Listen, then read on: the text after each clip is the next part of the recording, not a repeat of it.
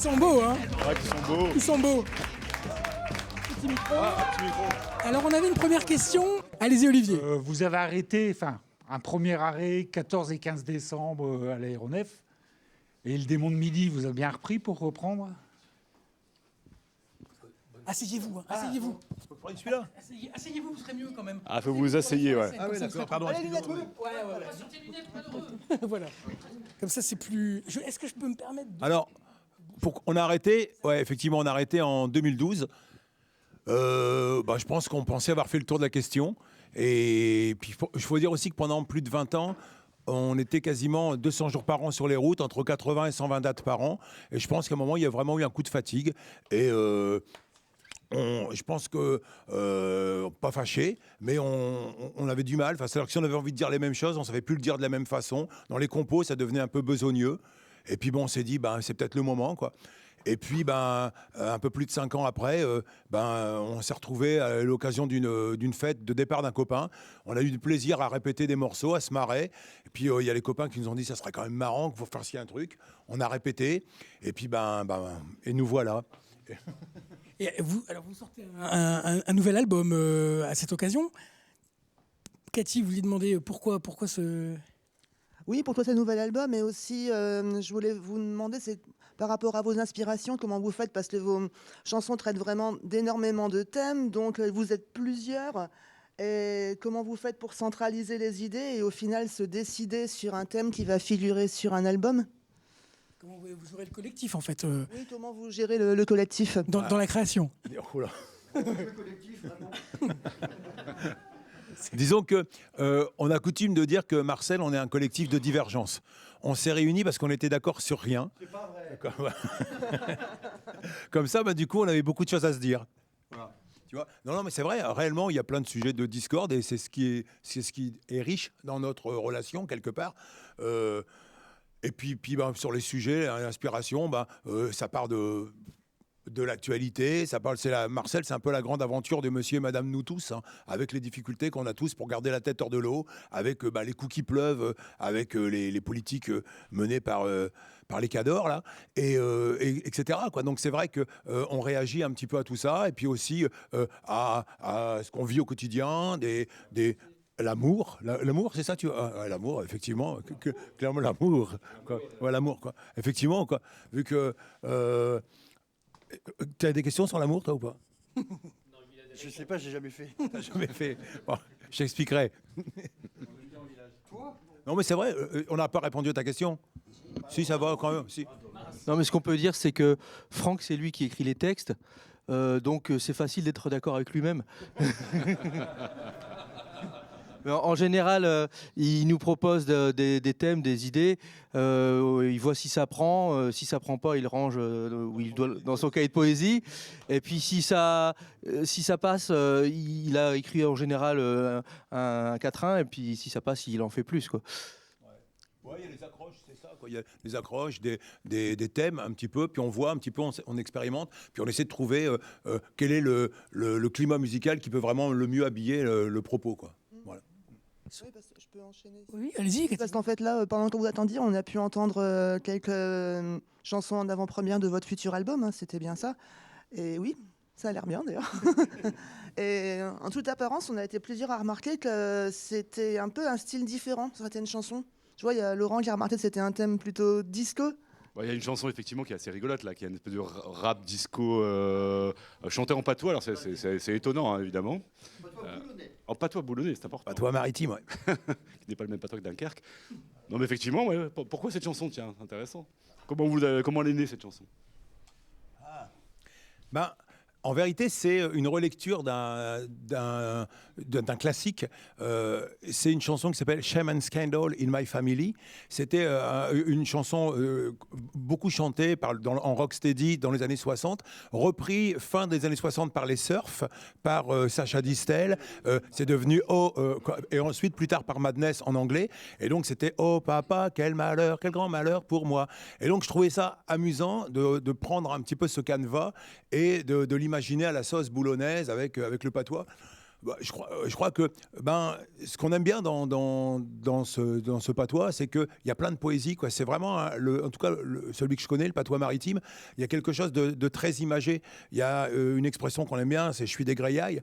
Et je suis des greillailles, ça veut dire j'ai plus d'allure, je suis honteux, quoi. Je suis honteux, etc. Et ça vient comme c'est maritime, ça vient des bateaux, donc des gréements. Et quand les bateaux tombent les voiles, ils n'ont plus d'allure. Donc je suis des greillailles, j'ai plus d'allure. Voilà. Et voilà, je suis des greillailles. Et ça donne quelque chose vraiment. Donc effectivement, on avait envie on avait déjà fait une chanson qui s'appelle 62 méfiteux.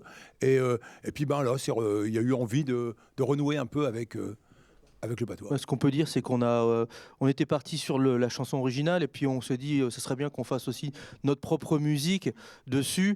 Et puis on a déliré sur un disco et puis une sorte de chagrin d'amour à notre façon. Et puis entre Ronnie Cooper et Chagrin d'amour. Ça y est, c'est... Et ça a donné cette chanson-là qui est très... Pas de drame. Au niveau des inspirations musicales, Amandine, je crois que vous vouliez avoir quelques éclaircissements. Oui, moi je voulais savoir du coup qu'est-ce qui vous inspire et quel style vous écoutez tous les jours pour vous renouveler. Est-ce que vous avez un style ou est-ce que quand vous êtes tous différents Du blouk, on écoute beaucoup du blouk. C'est du black zouk. Voilà. Le mélange entre le métal et le zouk. Non mais on va dire qu'on est curieux de tout et spécialiste en pas grand-chose. Quand on s'est rencontrés au départ, on n'avait pas la même culture musicale, on était tout gamins. Et puis il faut dire qu'à l'époque, écouter de la musique, c'était pas aussi simple qu'aujourd'hui. Il n'y avait pas toutes ces plateformes, etc. Bref, donc on était quand même déjà très très fans de punk, de rocksteady, de reggae, de rhythm and blues, de soul, de toutes ces musiques très convulsives. Ça allait de James Brown, en passant par Fela, par les Clash, évidemment, les Specials, Madness, tout ça, Nino Ferrer, et puis oui, toute cette scène française, on va dire que... Et puis la chanson, enfin moi, j'ai coutume de dire que... comment dire ça, si on adore le rock'n'roll pour l'énergie, c'est quand même la chanson qui nous a conscientisés. Vraiment des gens comme Pierre Perret, des gens comme Jean-Roger Cossimon, comme Tachant, comme évidemment les grands, tous, quoi, voilà, quoi, bien sûr. Donc on prend de tout.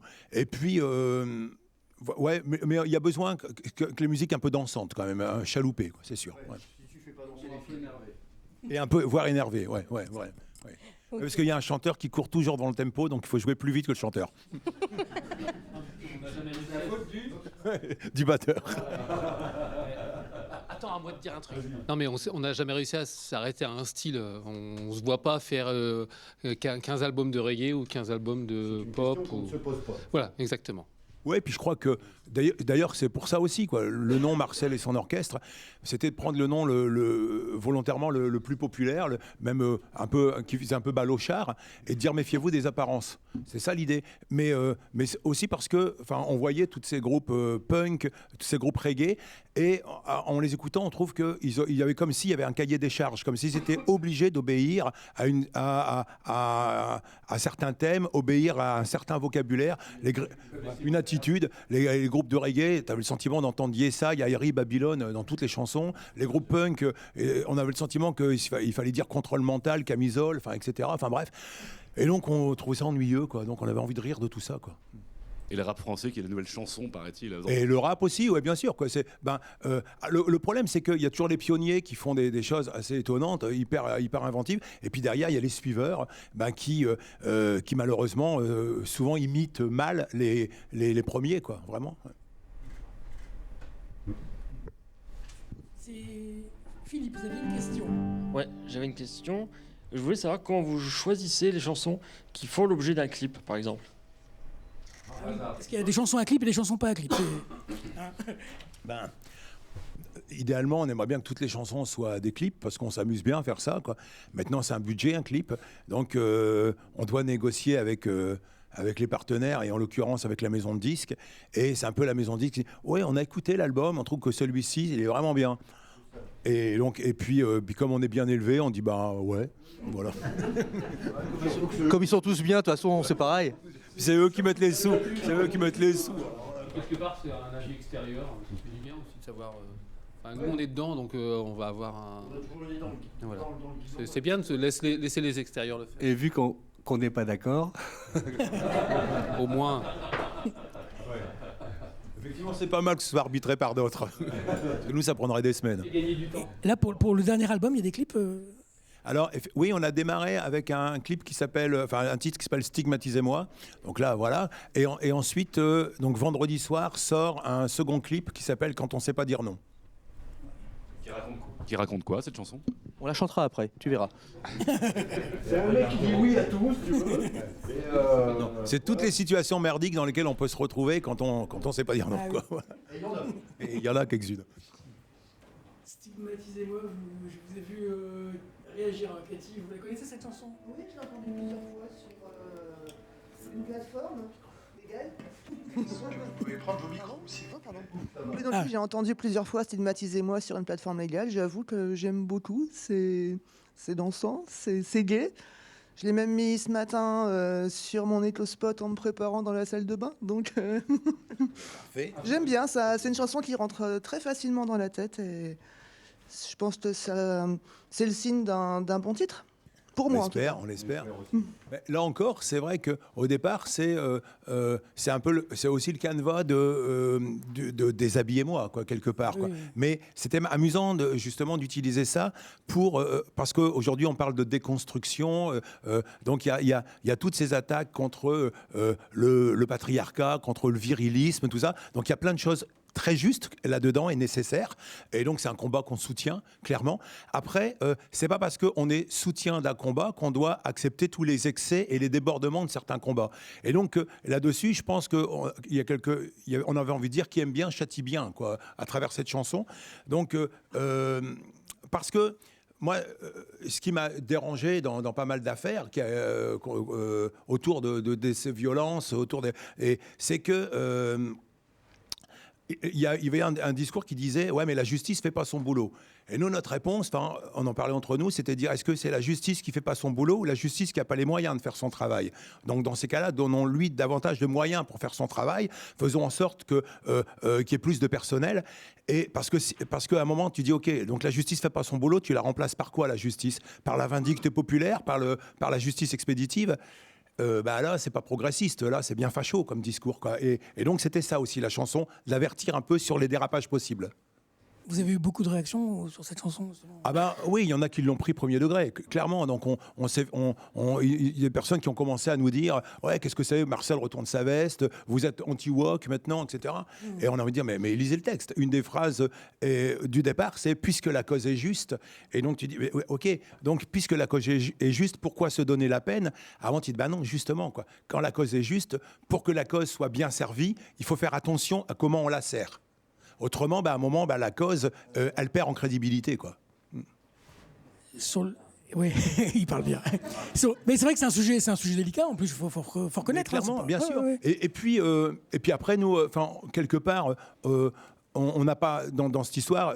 Dans Marcel, c'est un monsieur, madame tout le monde. Quelque part, ça fait que c'est quelqu'un qui dit je comprends pas, moi je suis toujours je dis bien bonjour à tout le monde, je fais gaffe à ce que tout le monde s'entende bien, quoi. Et puis là, d'un seul coup, on me dit que je suis vieux, blanc, quinca, donc il faudra que je sorte du jeu. Et tu dis ouais, bon, peut-être. Après, je comprends que ce soit l'apanage de la jeunesse de croire qu'avant qu'ils débarquent, qu'on n'avait pas trouvé l'interrupteur, parce qu'on l'a tous été comme ça, quoi. On était quand les gamins, on est tous convaincus d'être bien moins cons que nos parents. Donc tout ça, c'est de bonne guerre. C'est de bonne guerre, un petit peu, etc. Après, le truc, il est quand même, c'est dire qu'il y a beaucoup de confusion là-dedans. Maintenant, on ne faisait pas un exposé, on faisait une chanson. Donc, chanson, ça fait 3 minutes. On parlait des causes et Lucas, je pense que vous vouliez rebondir là-dessus. Oui, alors vos chansons, toutes vos chansons ont toujours un message derrière, mais est-ce que dans vos concerts, à la sortie des concerts, les gens se changent un tout petit peu, c'est déjà quelque chose de gagné, ou c'est juste les gens sont là pour faire la fête et profiter d'un bon concert ou... Est-ce qu'il y a des messages qui passent? Oui. Une fois, on a joué pour une compagnie de CRS et à la fin du concert, ils se roulaient des pelles. Merveilleux. On était contents. Et après, chez les pompiers, alors, c'était quelque chose.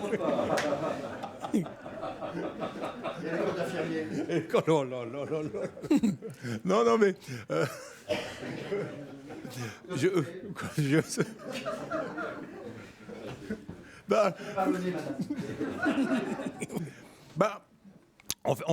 Effectivement, on promène des valeurs positives, quoi. Et Marcel, c'est un carnaval. Donc, on n'a pas le répertoire du carnaval au sens où on ne fait pas de chansons à boire ou de chansons grivoises, mais on a tous les codes. C'est-à-dire que c'est un exutoire. C'est le moment où tu peux sortir du cadre, sortir du rang, où on se déguise en tata, où on peut rire de l'autorité, de l'institution. Enfin, voilà, et il y a besoin d'avoir des exutoires comme ça, des moments où tu te lâches, quoi.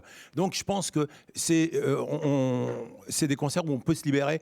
Moi, les soirées où on arrive en disant « je ferais bien le con, mais pour qui je vais passer ? Je danserais bien, mais est-ce que je ne vais pas passer pour un imbécile ?» Quel ennui, quoi. Et comment, là, on offre un cadre libérateur, quoi, quelque part. Et je crois que c'est ça aussi qui donne quelque chose de réjouissant et d'heureux, peut-être. Ouais. Oui, sûrement. En tout cas, moi, ça m'a bercé longtemps et ça m'a permis d'avancer. Je pense dès qu'on écoute Marcel, c'est un exutoire, mais ça nous permet d'avoir une réflexion certaine sur des sujets que vous avancez, parce que vous les choisissez, les sujets. Et donc, ça nous permet d'avoir une réflexion.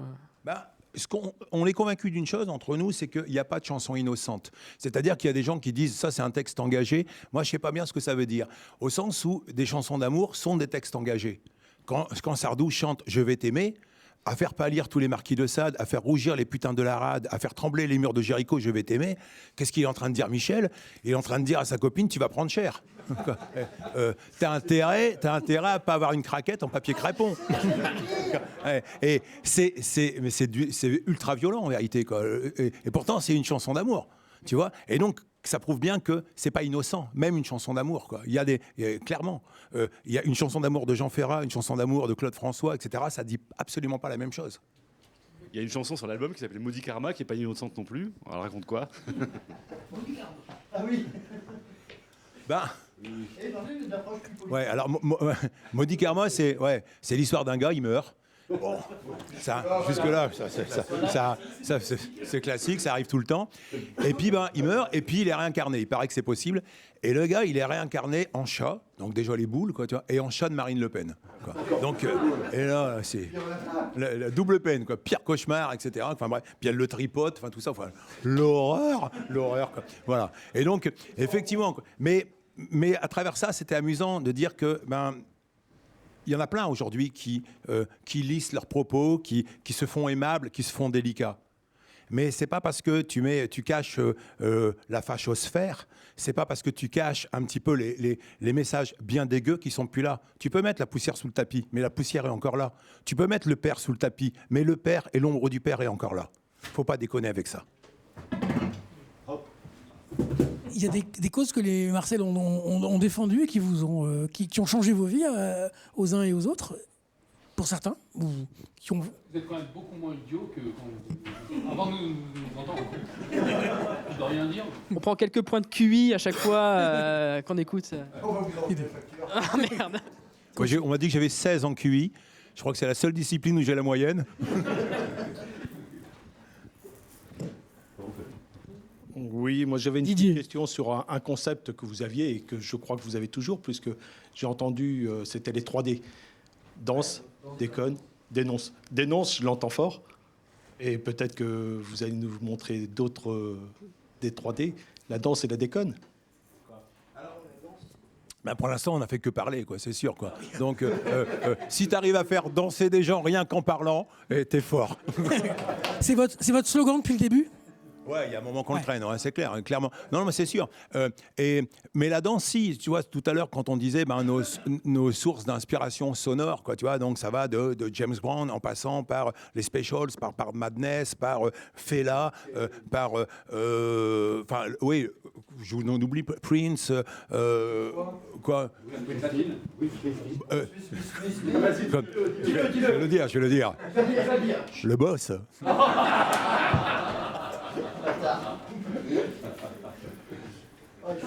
Au moins une fois dans sa vie, il faut entendre Franck prononcer Bruce Springsteen. Je ferai tout à l'heure. Ça te fait passer une journée. C'est maintenant, là, Franck. Bruce Springsteen.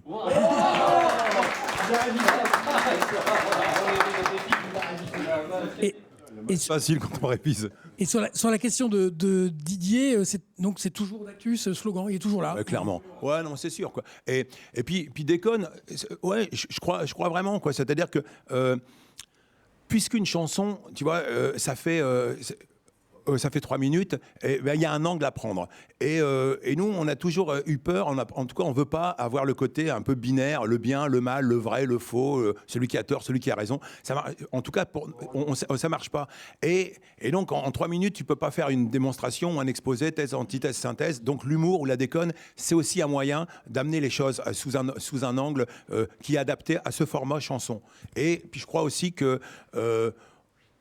qu'on va le dire un truc vraiment, tu vois, c'est qu'on fait les malins comme ça, mais on est vraiment pudiques les uns les autres. Et je crois que se déguiser, déconner, c'est aussi un moyen aussi de maquiller un peu nos faiblesses et nos sentiments, quoi, bien sûr. Vous êtes de grands timides. On est des grands timides. Ça se voit. Mais là, on est déguisé, c'est pas pareil. C'est pas pareil. Effectivement, non, mais clairement. Mais se déguiser, c'est changer de peau. Mais ouais, je pense que on ferait l'interview. Tu vois, je serais tu vois, voilà. Par exemple, je serais habillé comme Tibal, j'oserais pas dire ça, quoi. Tu vois. Mais en tout cas, pour rebondir, pardon. Micro. Mais pour rebondir sur ce que dit Didier, et puis sur ce que disait aussi Lucas, pour le coup, sur ce nouvel album, nous, quand on était en répétition, ce qui nous a fait vraiment, approfondir les idées pour en faire des chansons, c'était vraiment, pour le coup, l'aspect déconne, c'est-à-dire que on a quand même fait des tentatives un peu sérieuses, entre guillemets, c'est-à-dire avec...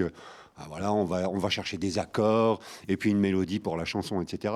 Et bon, je crois qu'il y a des moments. Il y a un moment, c'était un peu un fiasco. Ça fait la cassoulet. Ouais, c'est ça, c'était carrément un fiasco. Et au bout du compte, on s'est arrêté sur ce qui nous faisait, mais vraiment pour le coup, hurler de rire. Et quand on hurlait de rire, on répète, ça durait quand même au moins 10 minutes, un quart d'heure. On avait tous un bon fou rire. Et quand on avait un bon fou rire, on savait que c'était une bonne idée. Et vous les testez, ces bonnes idées, vous prenez un public restreint, des proches, des amis, avant de... Ah ben... Oui, c'est... que ça va marcher. Effectivement. En général, quand ça ne fait pas rire James, c'est bon signe. C'est parce qu'il est un peu anglais. Moitié humain, moitié anglais. Non, mais oui, on les teste.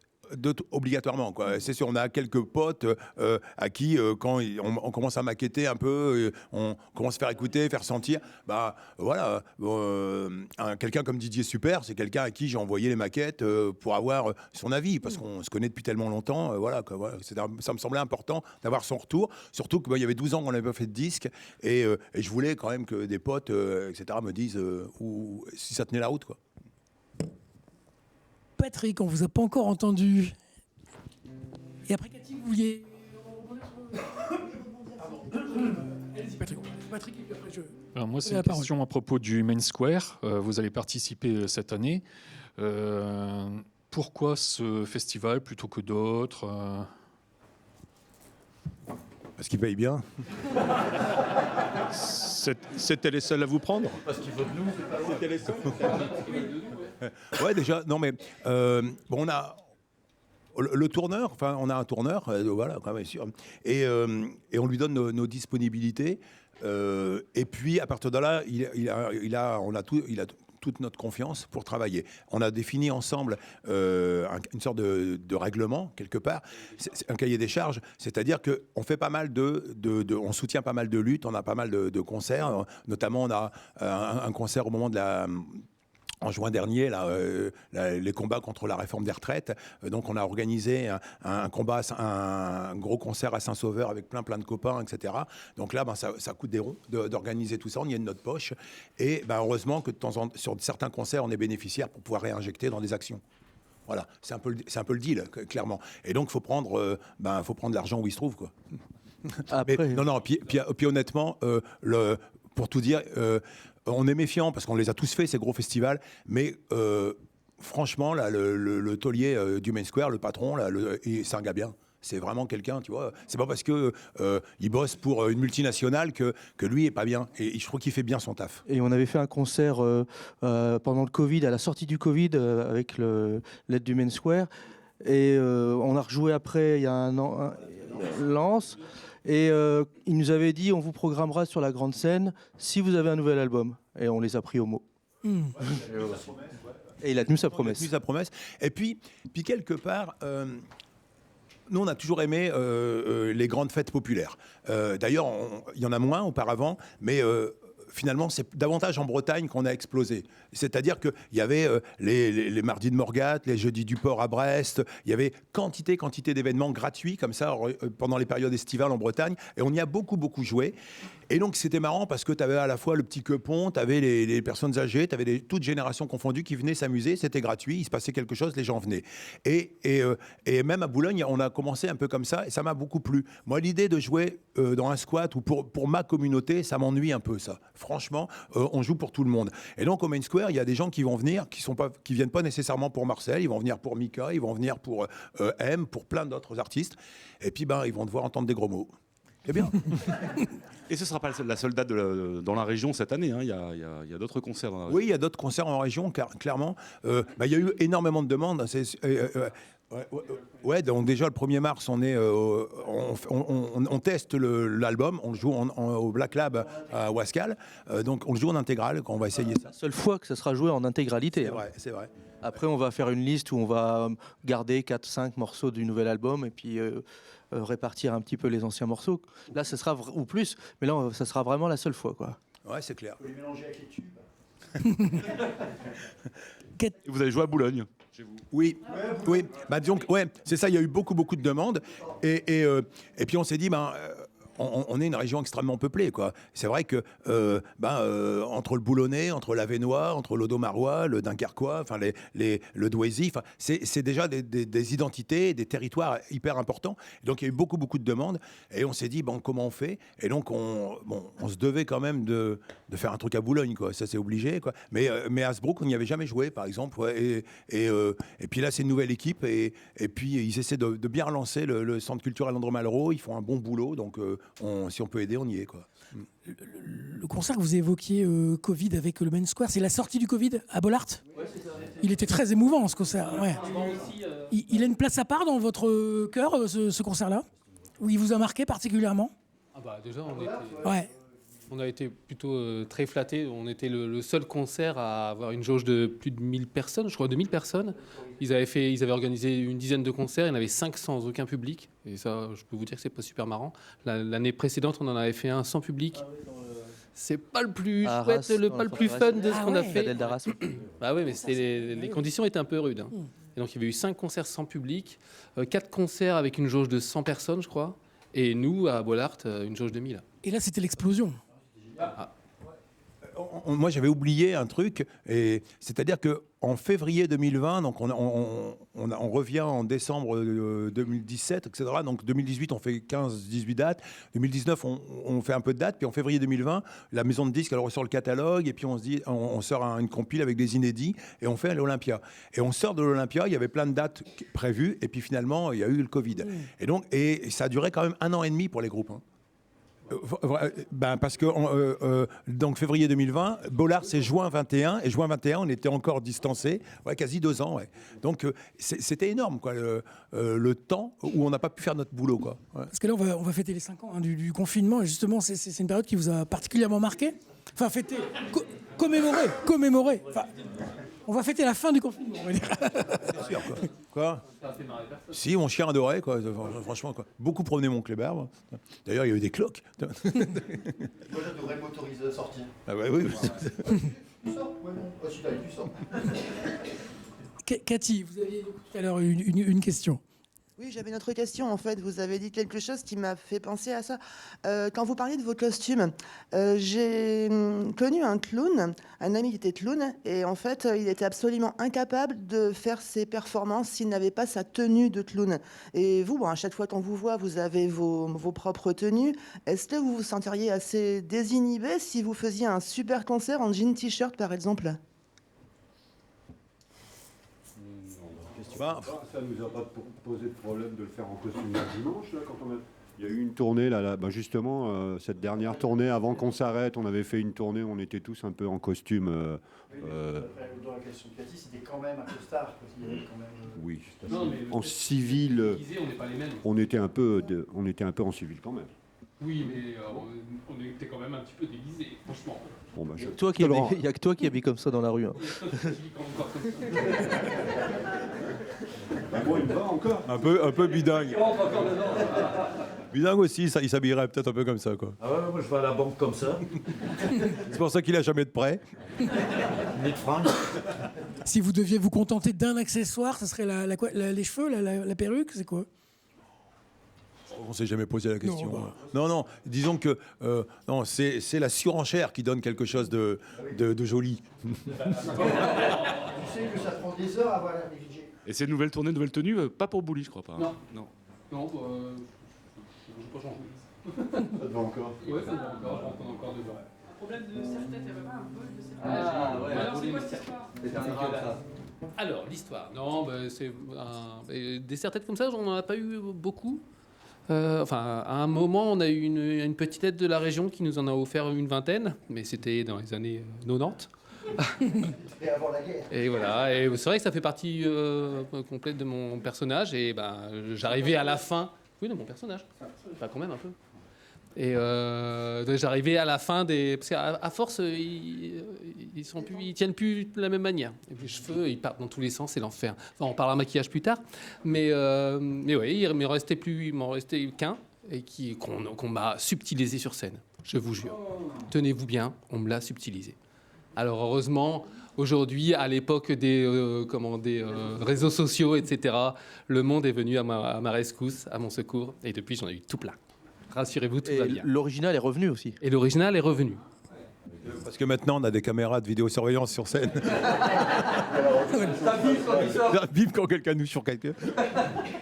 Et vous parliez Et les réseaux sociaux, justement, vous gérez ça comment, les réseaux... Quel regard vous portez là-dessus? Honnêtement, on est fort. Les réseaux sociaux, il est là, donc on tient à dire que il y a Quentin là-bas derrière qui fait un boulot de dingue, clairement, avec Pierre. Donc ils sont en binôme. Et c'est comme on allume un ordinateur, lui. Voilà, lui. Et donc. Quentin nous donne un calendrier de publication, donc on a un peu des devoirs à faire, un peu à la maison, tout ça. Et c'est vrai que nous on y va. Comment ? Matin. Ouais, voilà, il y a ça à faire.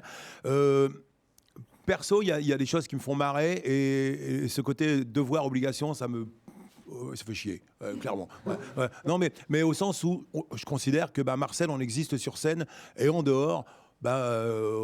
C'est pas notre truc, quoi. Puis on a appris un métier qui est la scène. Moi, j'ai pas appris un métier qui est parler face à une caméra. Je sais pas faire, le formos, je sais pas faire, et ça me plaît moyennement.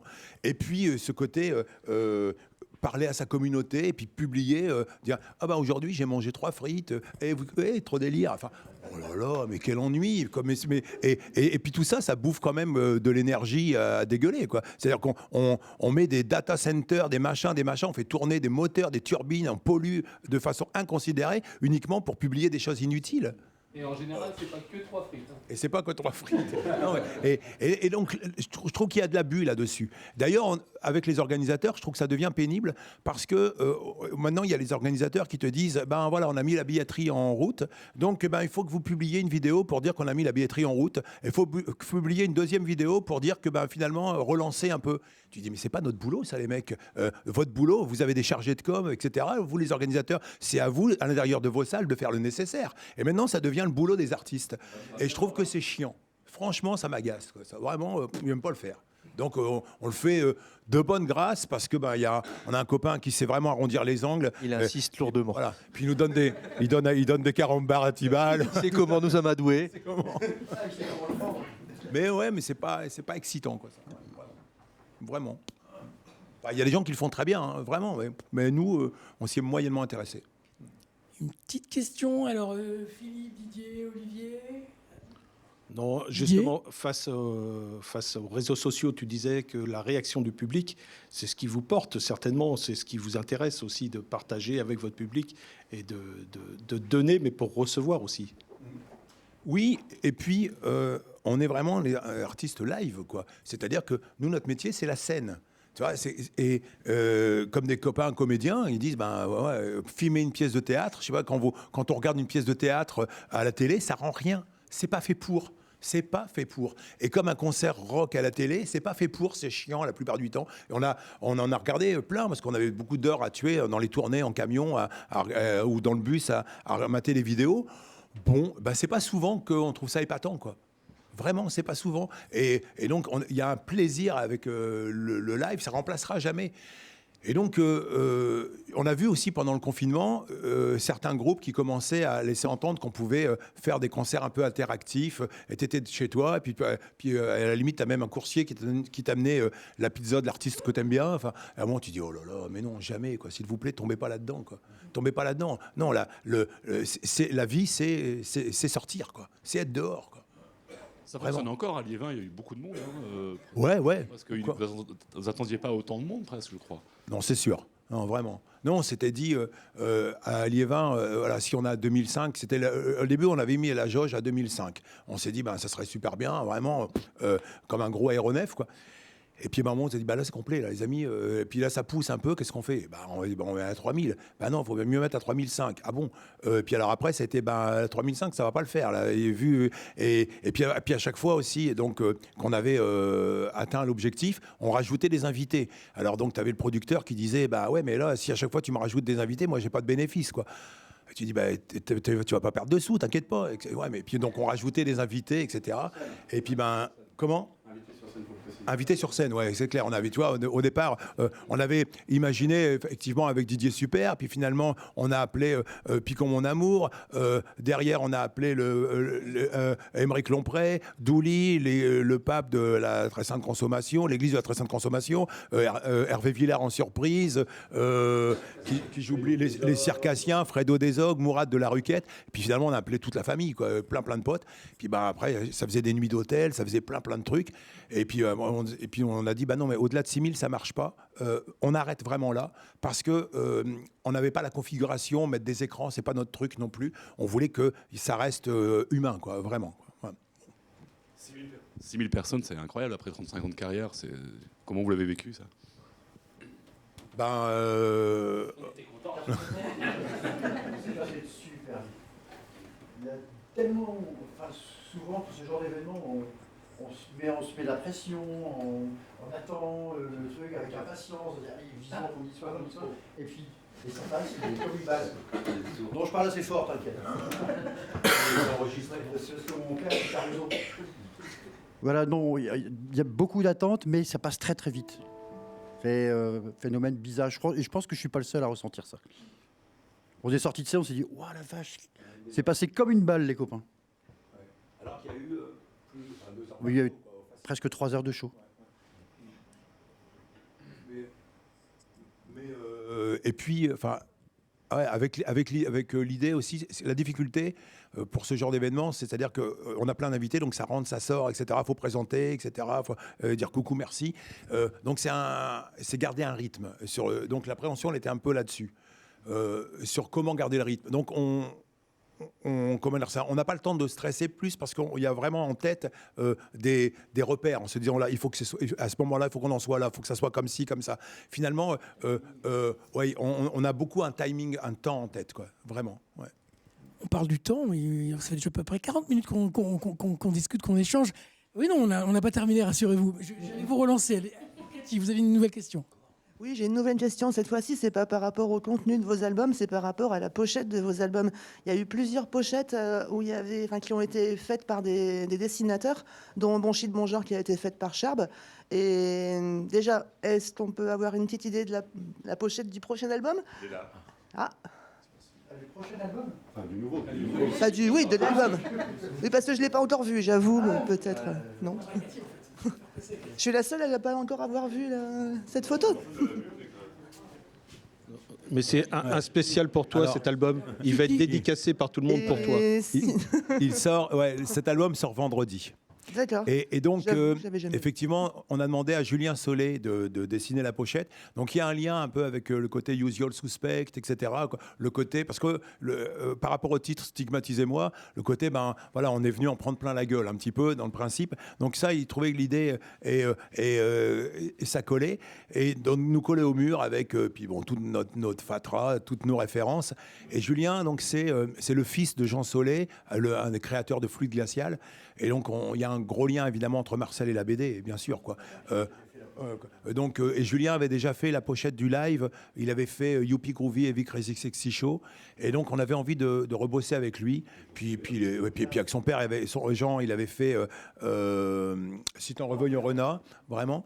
Et ensuite, il y a eu François Bouc. Il y a eu évidemment Charb. Il y a eu Larsenet, Ton, Chicken. Enfin, ouais, on a toujours avec beaucoup d'illustrateurs. Mais je crois que, parce que la BD, c'est un langage aussi on a une écriture assez BD, finalement un univers assez BD, avec le côté où on peut se prendre un piano sur la tête et puis se relever en disant même pas mal, quoi. Il y a cet esprit-là chez Marcel, quoi. Lucas, oui, allez-y.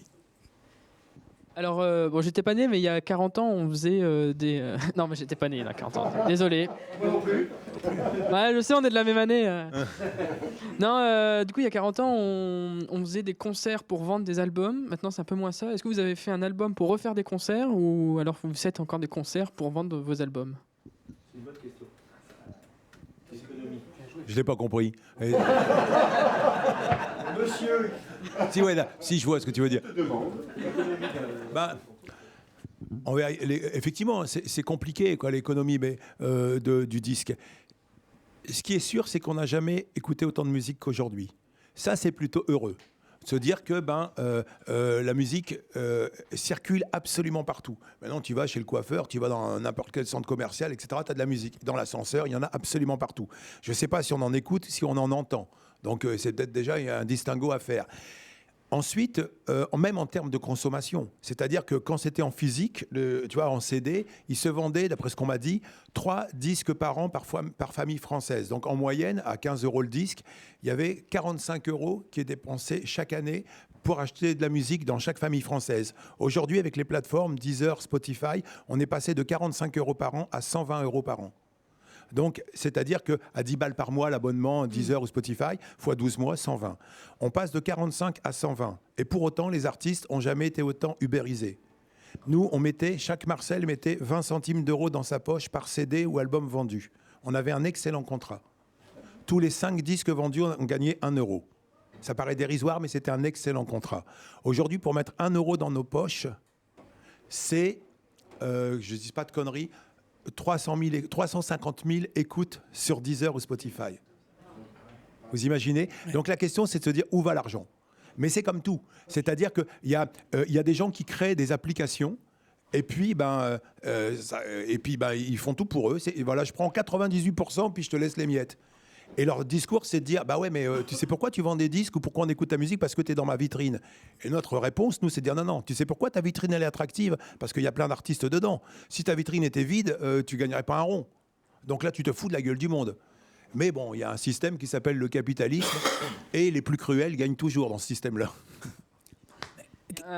J'essaye de tourner ma question différemment, c'est que est-ce que le monsieur dit est-ce que le disque est un prétexte pour retourner ou alors non, c'était vraiment il y avait d'autres choses à dire. Non mais c'est vrai. Un nouveau disque, ça veut dire un peu de promo. Non, c'était bien comme ça.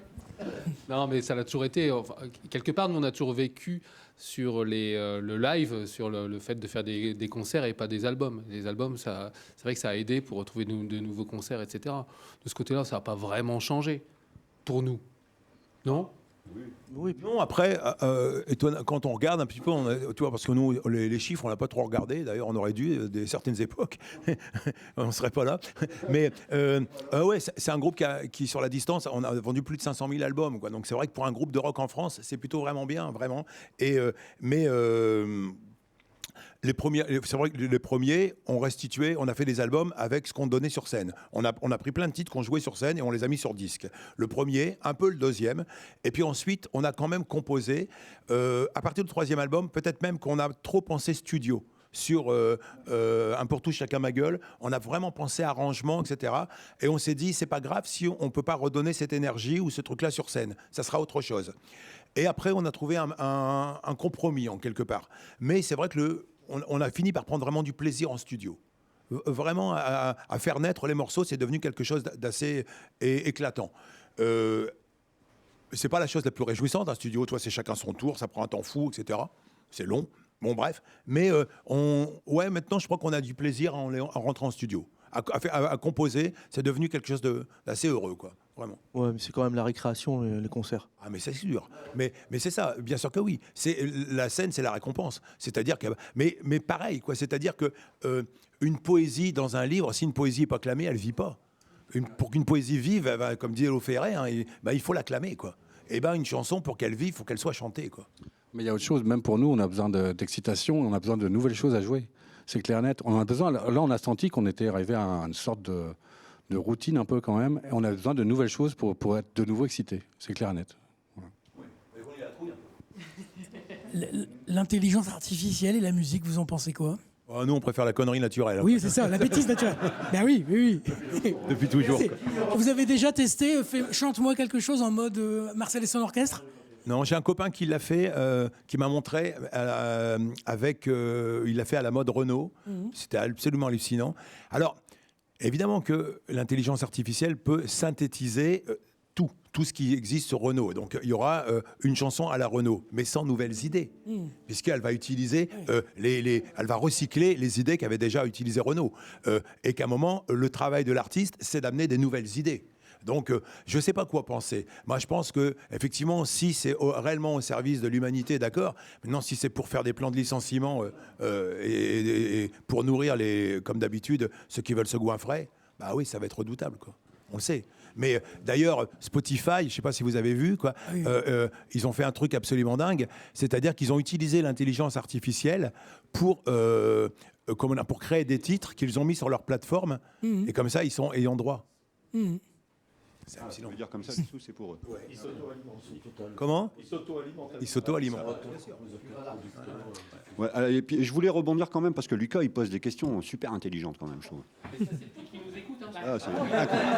Je suis espanté.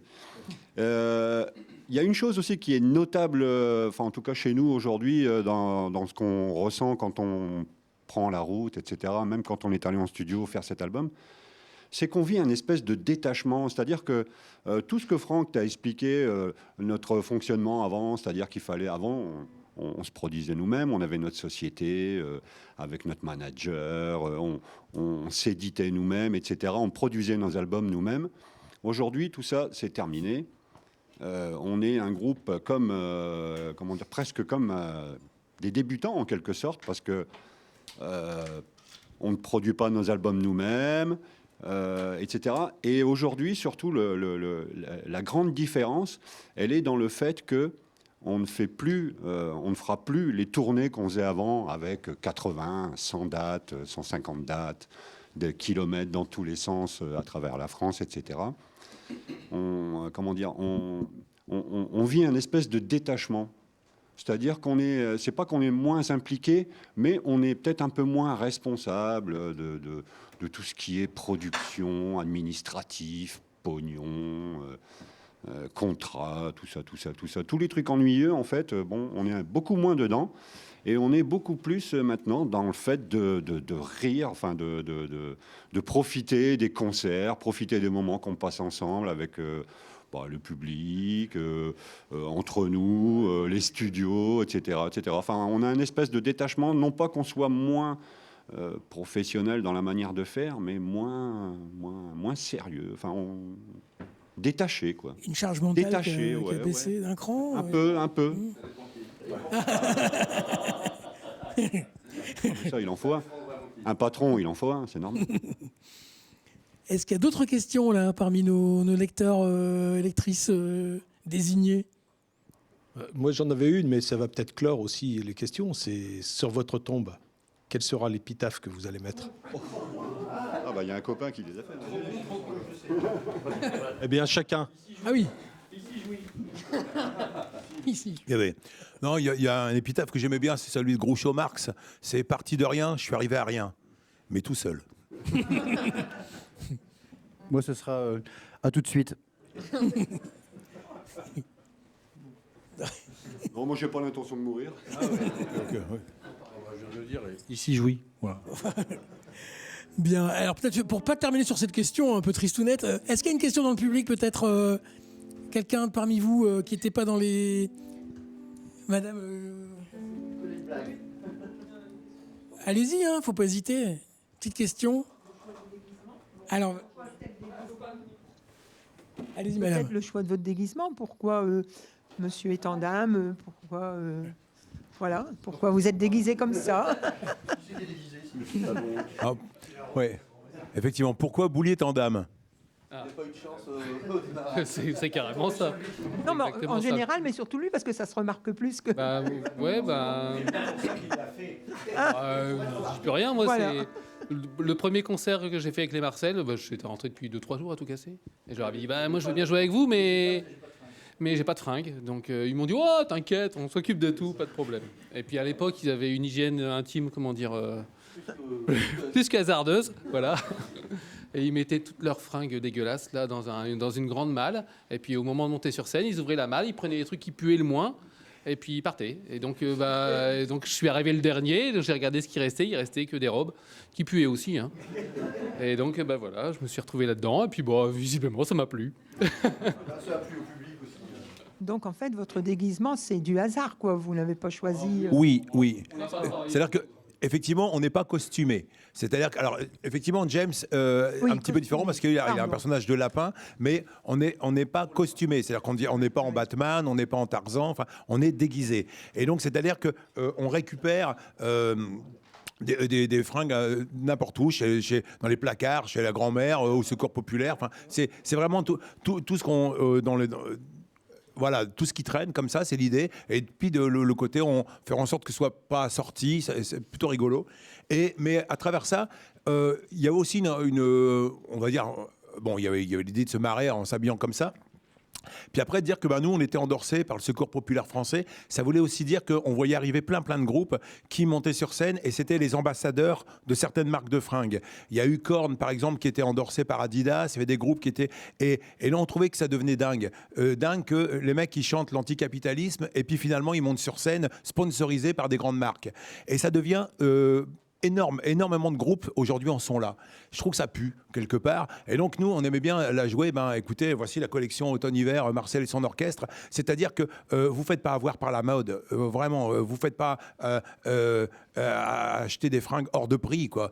Ça, c'est pas possible, quoi. Donc l'idée, c'était de se dire, voilà, on peut se marrer, on peut rigoler. Et puis plutôt, il y a des milliers de tonnes de fringues de seconde main, etc. Et on peut tous se fringuer là, quoi. Et on en a produit assez de vêtements. Faut arrêter avec ces conneries, quoi. C'est probablement une des industries qui pollue le plus au monde. Donc, voilà. Donc, non, mais ça vaut le coup de se dire que recyclons, quoi. Recyclons, quoi. C'est tout, quoi. Moi, par exemple, on peut échanger les vêtements si vous voulez, quoi. Parce que alors, qui est-ce qui est d'accord? C'est un peu la fin du match en fait, hein. C'est ça. Bien. Pas d'autres questions? Allez-y monsieur. Et ça sera la dernière si ça vous va. Moi j'ai retrouvé à la maison un ticket de Marcel et son orchestre au Caméléon, un 10 novembre à 30 francs. Est-ce que vous vous souvenez? Qui était déjà dans l'équipe? Parce que moi il y a 30 ans je me souviens, mais après les têtes... ouais. Donc j'ai retrouvé un ticket... de ta trompinette avait sauté dans le public. La trompette, elle a volé dans le public. Ouais, mais carrément. Moi, je m'en souviens. C'est lui. Non. mais là encore, tu vois, justement, tu vois, Caméléon, 30 francs, quoi. Donc 30 francs, ça ferait même pas 5 euros. Et ce que je trouve délirant aussi, c'est qu'on essaie de bagarrer la scène alternative, parce que finalement, on est quand même un peu issu de quelque part, donc de cette scène un peu enfant du punk, enfin cette scène alternative française, où on a bagarré pour que les disques soient le moins chers possible, pour que les places de concert soient les moins chères possibles. Là, on assiste aussi à des choses qui deviennent complètement dingues, où il y a, où les algorithmes type SNCF vendent des places de concert d'Oasis et il n'y a pas de limite de prix. Plus t'attends, plus c'est cher. Ça devient complètement tapé. Ça, mais c'est juste impossible. Des festivals à 150, 200 balles, etc. Ça aussi, c'est dégueulasse, quoi. Clairement. Donc, ça devient compliqué de mettre les tarifs le moins cher possible parce que les coûts de location de salles deviennent complètement dingues avec les histoires de sécurité et tout et compagnie. Mais par contre, je pense que le public a une responsabilité. C'est-à-dire que, à un moment, si on n'achète pas, ils seront bien obligés de revenir vers nous. Voilà. Et il y a des tarifs de place qu'il ne faut pas cautionner. Moi, j'estime qu'au-delà de 50 balles, c'est pas raisonnable. Bien. Déjà, 50 balles, c'est cher. Hein. Ça, c'est envoyé. Déjà, 50 balles, c'est vraiment cher. Clairement. Et surtout que dans un stade, tu mets bien plus de monde que dans une salle. Donc, même 40 balles, ça serait déjà très bien.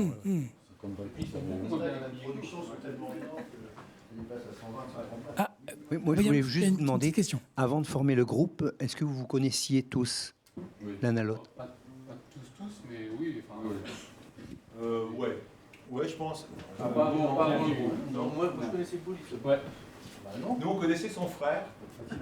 On connaissait le frère Attibal. C'est lui qu'on voulait. Et puis, comme le frère, il savait quel piège à con on proposait, il dit non, moi, ça va pas m'intéresser, mais je connais quelqu'un. Il y a mon frangin. Il y a mon frangin. Ça va lui plaire, lui. Exactement, ils ont eu le low cost. Après, effectivement, donc, de tout départ, je suis le seul. Ensuite, 89. Voilà. Ouais, c'est ça. Tibal et Toff sont arrivés ensemble, quasiment. Ouais. Voilà. Donc vous êtes arrivés 2-3 ans après, en 89. Ensuite, je pense que c'est JB qui a remplacé Toto en 92, comme ça. Mais il travaille déjà avec nous en technique. Bouli, 94. James est arrivé en 2000, quand Vincent a eu un problème de tumeur à l'oreille, et puis on a dû remplacer Vincent. Et Bidingue est arrivé en 2005. Voilà. Mais tu vois, 5 des 7 membres ont enregistré tous les disques. Voilà. Bon. On s'en tient là et on va laisser le groupe se reposer un petit peu, puis se préparer pour le live juste après. Hein, on va, alors, merci à vous pour cet échange.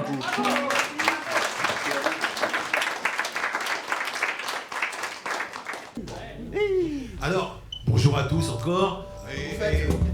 Et là, c'est une première mondiale. Il y a des titres qu'on n'a absolument jamais joués en public. Bon, donc, et quand on les répète, on se plante encore. Donc, et des versions, voilà. Et en plus, effectivement, on les a répétées version électrique. Et là, pour l'occasion, on les a adaptées en acoustique. Donc, n'hésitez pas à nous huer. On est parti? Voici une chanson. Attends. C'est curieux, les Anglais, ce besoin de... Oui, l'empresser, tout ça. C'est une chanson qui s'appelle Quand on sait pas dire non. Donc c'est l'histoire d'un gars qui sait pas dire non. Présentation. Tu veux y aller?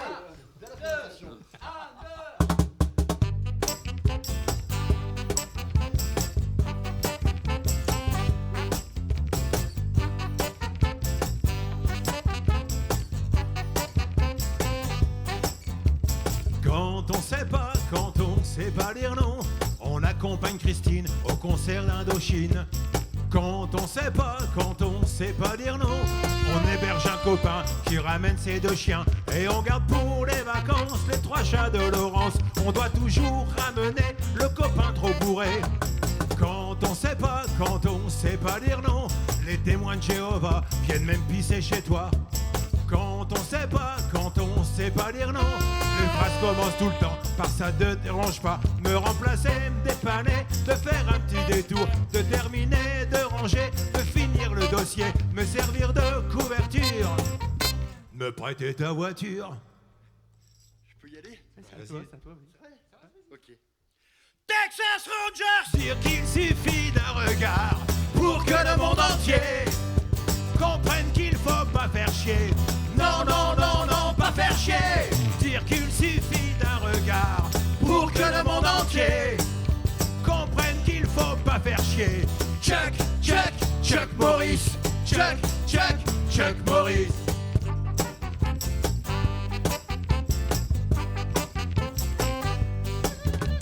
Quand on sait pas dire non, tu manges tous les dimanches chez les parents de ta meuf.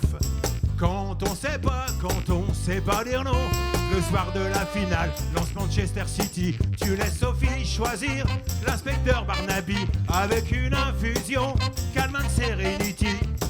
Quand on sait pas dire non, on continue d'acheter aux gosses du Nutella. Quand on sait pas dire non, on écoute les conneries du petit chef qui se la pète. Et on porte des pulls pourris parce que c'est corporate. On fait des heures gratis pour collé aux objectifs. Vous avez compris? Avec moi?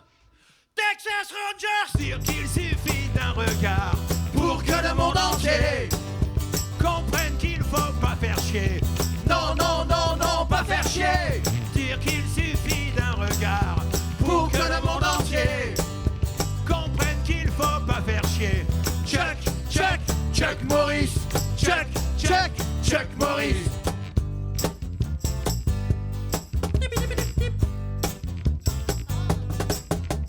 Quand on sait pas dire non, tu sniffes du wasabi pour gagner un pari. Quand on sait pas dire non, tu te fais taxer chaque année pour le calendrier des facteurs, des pompiers, des éboueurs. Que c'est quand le bonheur du groupement des commerçants, de l'ascenseur de 22h43, de l'amical bouliste, et même celui des smooths. Des quoi? Des scouts. Des scouts. Pardon. Hein. Texas Rangers, dire qu'il suffit d'un regard pour que le monde entier comprenne qu'il faut pas faire chier. Non, non, non, non, pas faire chier. Dire qu'il suffit d'un regard pour que le monde entier comprenne qu'il faut pas faire chier. Chuck, Chuck, Chuck Norris. Chuck, Chuck, Chuck Norris. Quand on sait pas dire oui, tu fais l'amour tout seul en maintenant George Michael. Quand on sait pas dire oui, tu pètes dans le canapé car il peut rien t'arriver. Quand on sait pas dire oui, t'as les ongles de pied qui font du bruit sur le parquet. Tu deviens con, facho et platiste comme Chuck, Chuck, Chuck Norris. Chuck, Chuck, Chuck Norris. Qui ça? Chuck, Chuck, Chuck Norris. Quoi ça? Chuck, Chuck, Chuck Norris. Bah voilà.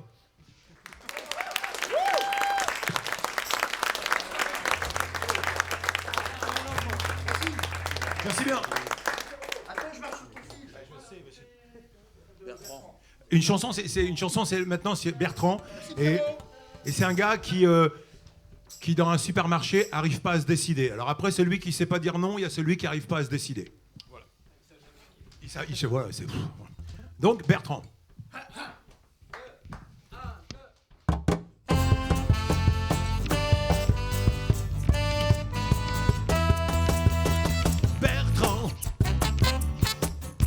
s'est arrêté un long moment au rayon alimentaire des produits de la mer.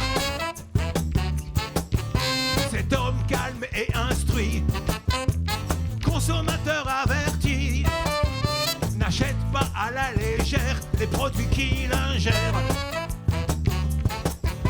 Il est prêt à mettre le prix pour avoir un bon produit.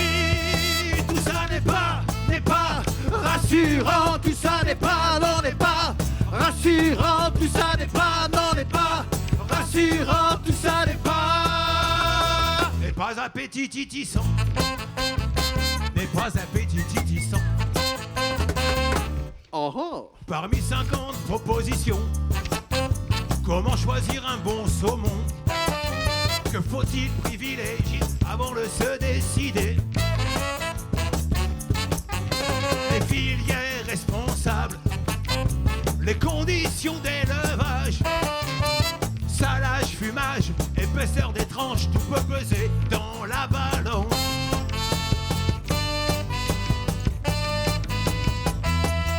Tout ça n'est pas rassurant, tout ça n'est pas, non, n'est pas rassurant, tout ça n'est pas, non, n'est pas rassurant, tout ça n'est pas appétitissant.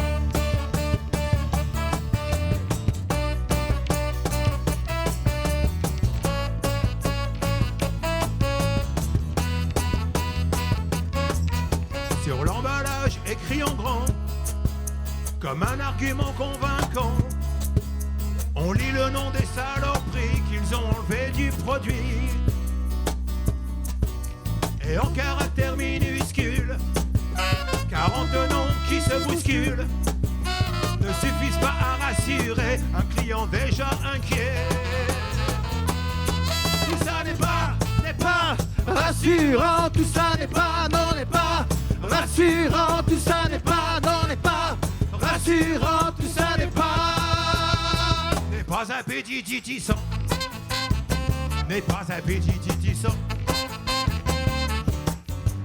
Bertrand a hésité un long moment au rayon alimentaire des produits de la mer. Après avoir réfléchi, il a alors changé d'avis et cuisinera pour ses amis. Sa fameuse tarte au radis. Tout ça n'est pas rassurant. Tout ça n'est pas, non, n'est pas rassurant. Tout ça n'est pas, non, n'est pas rassurant. Tout ça n'est pas appétitissant. N'est pas appétitissant. N'est pas appétitissant. N'est pas, bah ouais.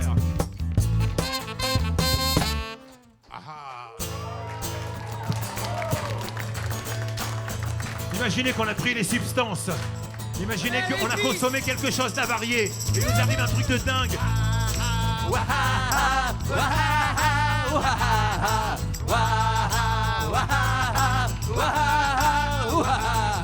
Pesticides, hydrocarbures, polycycliques, aromatiques, fongicides, insecticides, colorants, édulcorants, moins les clés.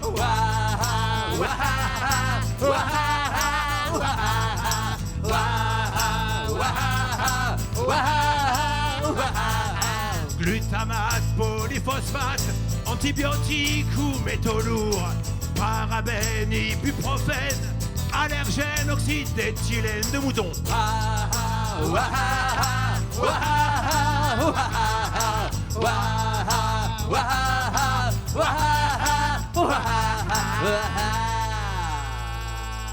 Jolie fin.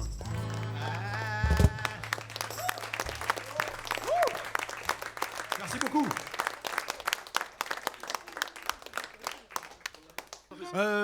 Alors Jean-Patrick, c'est l'histoire d'un chien qui dépose une main courante contre son maître. Et bah ouais, ça va finir par arriver. Il faut s'attendre à tout. Il faut s'attendre à tout. Dans l'époque d'où c'est qu'on devient. Dans l'époque d'où c'est qu'on devient, il faut... Attention. Jean-Patrick.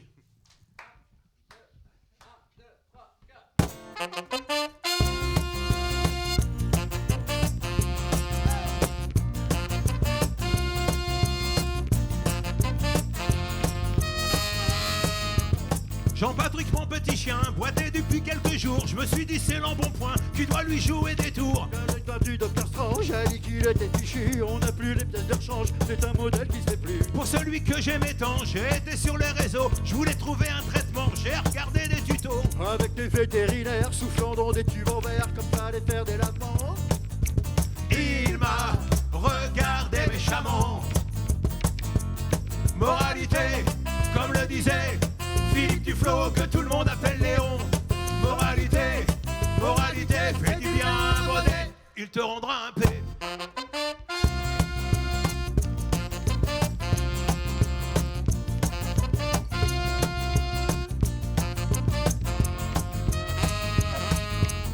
D'ordinaire si conciliant, parti tout à faire cessant, déposé clopin-clopant, une vilaine main courante. Pour épaissir le dossier, un bûchon a déclaré que je l'ai caressé souvent. Sans avoir son consentement. Moralité, comme le disait Philippe Duflo, que tout le monde appelle Léon. Moralité, moralité, fais du bien un bonnet, il te rendra un paix.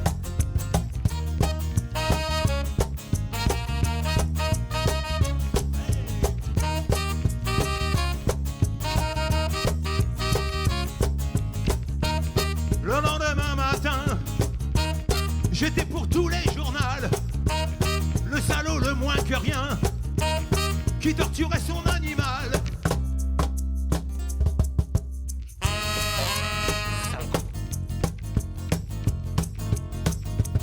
Il y en a partout sur les murs, écrit Jean pas ton te croit, et pour parfaire mon calvaire, il m'a bien mis aux avoirs. Quelle douloureuse déception quand t'as donné ton amour à un clébard d'occasion qui dormait dans ton séjour. Dans toutes les éditions, ce chien de contrefaçon joue les victimes éplorées.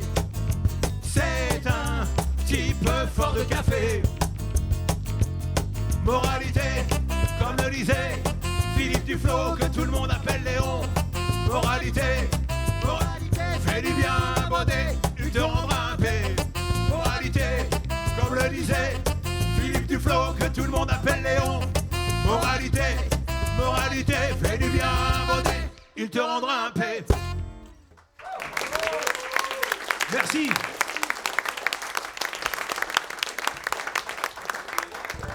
Ça va tes mains, James?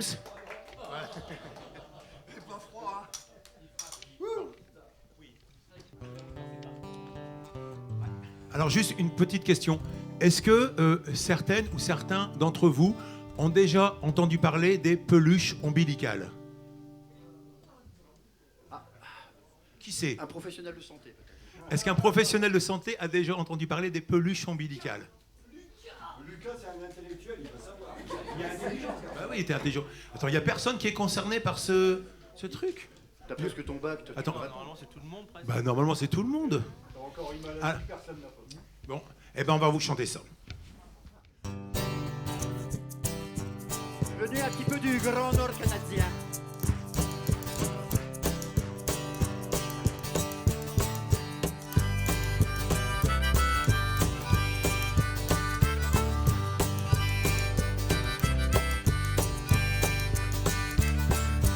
Tous les matins, pendant ma toilette, je récupère dans le dedans de ma boudinette. Tous les matins, pendant ma toilette, je récupère de l'eau dans ma boudinette. Dans ma bouboubou, dans ma boudinette. Dans ma bouboubou, dans ma boudinette. Dans ma bouboubou, dans ma boudinette. Dans ma bouboubou, dans ma boudinette.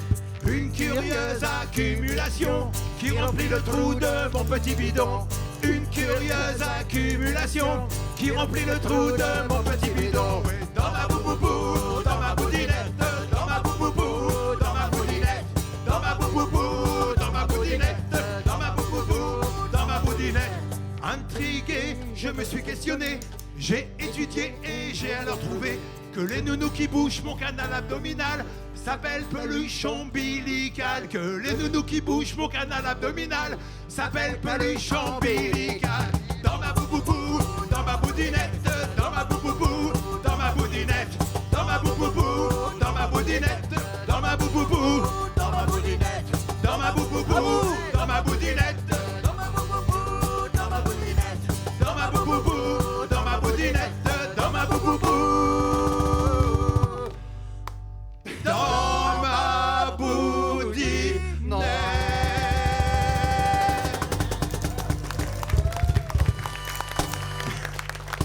Merci. Sujet pertinent, question de science. Marcel et son orchestre répond à tout. Merci, Encore une fois, quelles sont celles ou ceux parmi vous qui, quelquefois, ont traîné aux toilettes bien plus longtemps que ce qu'elles avaient prévu? Bonne question. Est-ce qu'il vous arrivait de traîner aux toilettes bien plus longtemps? Pas parce que vous aviez des dérèglements, mais simplement parce qu'il y a quelque chose qui ne voulait pas partir. C'est gênant. Hein. C'est gênant. Mais non, on se connaît bien. Quoi. Heureusement, on est là pour faire des chansons là-dessus. Sujet pertinent, question de science, question embarrassante, Marcel et son orchestre. Voici donc une chanson qui s'appelle Étron flotteur. Voilà, c'est comme ça que ça s'appelle.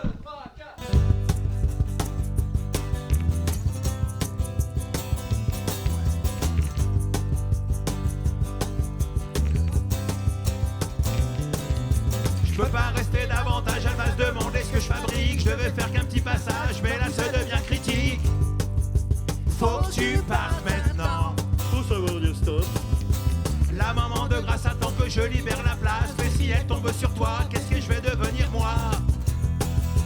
Ça devient gênant. Tu veux que je te chante la mer? Mais qu'est-ce qu'il prend? Ça fait un quart d'heure. Mais qu'est-ce qu'il prend? Ça fait 2 quarts d'heure. Mais qu'est-ce qu'il prend? Ça fait 3 quarts d'heure que je discute avec cet étron flotteur. Mais qu'est-ce qu'il prend? Ça fait 4 quarts d'heure. Mais qu'est-ce qu'il prend? Ça fait 5 quarts d'heure. Mais qu'est-ce qu'il prend? Ça fait 6 quarts d'heure que je discute avec cet étron flotteur.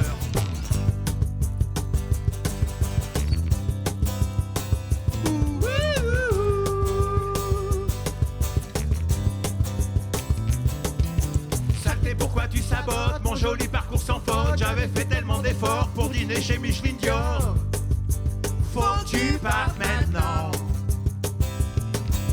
Ça doit faire au moins 10 fois que j'actionne la chasse d'eau. J'ai dû gaspiller déjà les réserves d'eau du Congo.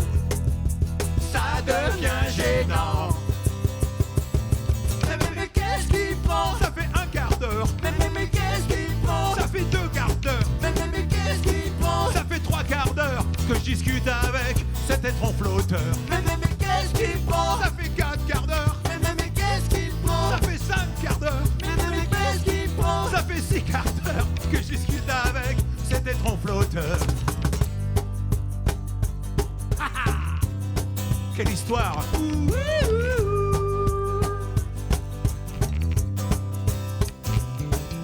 Ça tambourine à la porte, qu'est-ce que je vais faire de toi? Il va falloir que je sorte, ne reste pas planté là. Faut que tu partes maintenant. Faut bien que je me mouille. Pourquoi tu veux rien savoir? Tu vois pas mon embarras. Promets-moi de pas faire d'histoire si je t'emmène avec moi. Je sais, c'est navrant. Mais qu'est-ce qu'il prend? Ça fait un quart d'heure. Mais qu'est-ce qu'il prend? Ça fait 2 quarts d'heure. Mais qu'est-ce qu'il prend? Ça fait 3 quarts d'heure que je discute avec cet étron flotteur. Mais qu'est-ce qu'il prend? Ça fait 4 quarts d'heure. Mais qu'est-ce qu'il prend? Ça fait 5 quarts d'heure. Mais qu'est-ce qu'il prend? Ça fait 6 quarts d'heure que je discute avec cet étron flotteur. Mais qu'est-ce qu'il prend? Ça fait 1 an. Mais qu'est-ce qu'il prend? Ça fait 1 siècle. Mais qu'est-ce qu'il prend? Ça fait une éternité. Là-bas, là-bas, là-bas, là-bas. Là-bas, là-bas, là-bas, là-bas. Là-bas, là-bas, là-bas, là-bas. I was made for loving you, baby. You was made for loving me. Plus loin que la ville le jour. Mais qu'est-ce qu'il prend?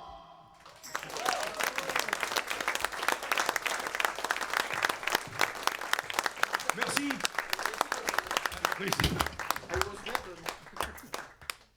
Ben voilà, un petit peu des extraits de... C'était les moins bien de l'album. De notre énième chef-d'œuvre. On se dit au revoir avec un classique peut-être, que vous en dites? Ouais. Bon, juste une chose, tout le bonheur du monde, c'est pas de nous. Hein. Donc, ouais, je voudrais bien que ça rentre. Faudrait que ça, quand même, franchement, que ça rentre. La grosse bite à Dudul, non plus. Qu'est-ce que tu vas chanter?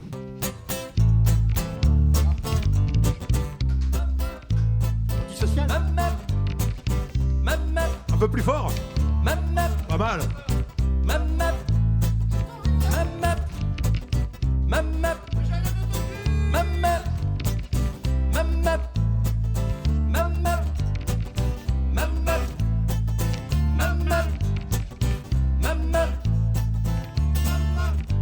Les vaches dans les prés, il faut les voir de loin. Elles broutent plein de l'herbe et puis des fois du foin. Elles sont belles avec les bouches qui les aiment, qui leur chient dans les oreilles et aussi dans les yeux. Me font les vaches font me font les vaches font Quand au petit matin arrive le fermier, la chef des vaches qui l'entend arriver, et la chef des mouches suit la chef des vaches. Le bouseux ouvre les portes pour brouter, c'est leur hache. Me font les vaches font me font les vaches font Elle broute, elle mâche la pelouse. Et le soir dans les prés, elle nous offre des bouses. Et il faut les rentrer pour prendre le beau lait. Les frayeuses sont branchées, c'est la fin de la journée. Chip chip font les machines font chip chip. Me font les vaches font me. Richard Klederman.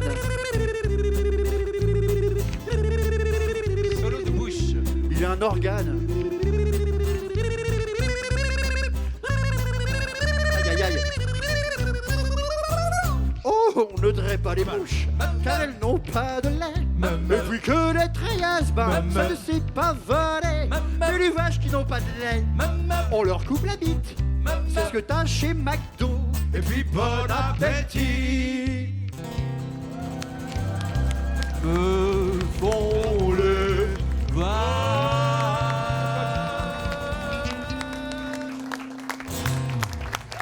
la Voix du beaucoup. Nord. Merci à vous tous. Merci de votre écoute, merci de vos sourires. Merci Wéo.